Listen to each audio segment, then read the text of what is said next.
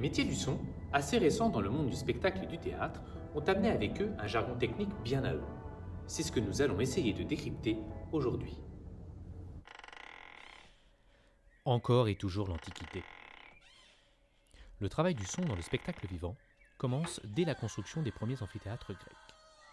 L'acoustique extraordinaire du théâtre antique grec d'Épidore en est l'exemple le plus parlant.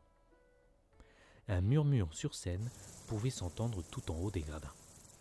Imaginez, le théâtre pouvait rassembler jusqu'à 12 000 spectateurs qui s'étendaient sur 58 mètres de profondeur. Tout ce beau monde venait pour écouter les acteurs déclamer leurs textes sans micro, mesdames et messieurs. L'explosion des théâtres à l'italienne, à partir du XVIIe siècle, ne se fait pas sans une certaine étude acoustique. En effet, la forme englobante, type fer à cheval, permet au public de se retrouver au plus près de la scène, l'acteur devant être entendu de tous, qu'il soit en arrière-scène ou sur le proscénium, tout devant.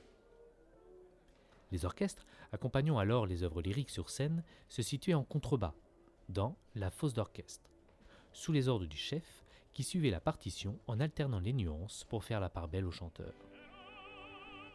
L'avènement de la musique amplifiée et le développement de l'électronique, dans les années 1950, permit de s'affranchir de ces problèmes de puissance sonore. Tout le monde au même volume, avec la naissance de la musique amplifiée. Apparaît alors un nouveau métier, ingénieur du son. Son rôle, équilibrer le volume entre tous les musiciens. Il effectue alors la balance sonore.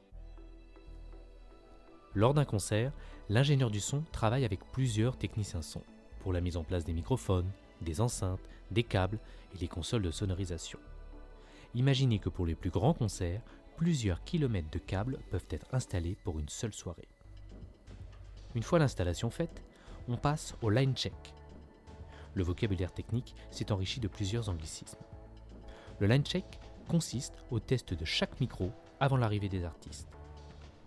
Après la vérification, place aux musiciens et à la répétition. C'est à ce moment-là que la magie du live commence à opérer.